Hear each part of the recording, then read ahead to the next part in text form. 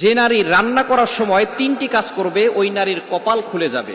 আল্লাহ পাক রব্বুল আলামিন ওই নারীকে সম্পদশালী বানিয়ে দিবেন। আল্লাহ পাক রব্বুল আলামিন ওই নারীর ঘরে বরকত নাজিল করবেন। ওই নারীর ঘরে আল্লাহ পাক রব্বুল আলামিন রহমত নাজিল করবেন।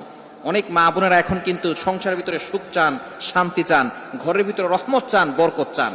বিশেষ করে যে সমস্ত নারীরা সংসারে বরকত চান তারা কিন্তু অবশ্যই এই তিনটি কাজ করবেন। দেখবেন আপনার ঘরের ভিতরে শান্তি আসবে এবং আপনার রান্না সুস্বাদু হবে এবং আপনার রান্না যারা খাবে তারাই আপনার প্রশংসা করবে।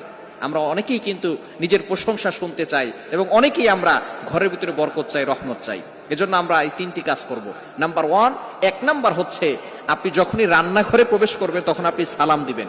মনে রাখবেন রান্নাঘরে কিন্তু চুলা আছে। এই চুলা, গ্যাসের চুলা বলেন আর যেই চুলাই বলেন, এই চুলা থাকার কারণে যখন আপনি রাতের বেলা সেখানে থাকেন না, এখানে কিন্তু জিন জাতি থাকার সম্ভাবনা আছে। এই জন্য যখনই আপনি রান্নাঘরে ঢুকবেন তখনই সর্বপ্রথম 1 নাম্বার কাজ করবেন, সালাম দিবেন, আসসালামু আলাইকুম ওয়া রাহমাতুল্লাহ।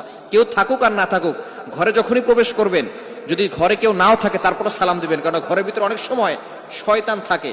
আপনার সালাম দেওয়ার কারণে সেই শয়তান সেখান থেকে বের হয়ে যাবে।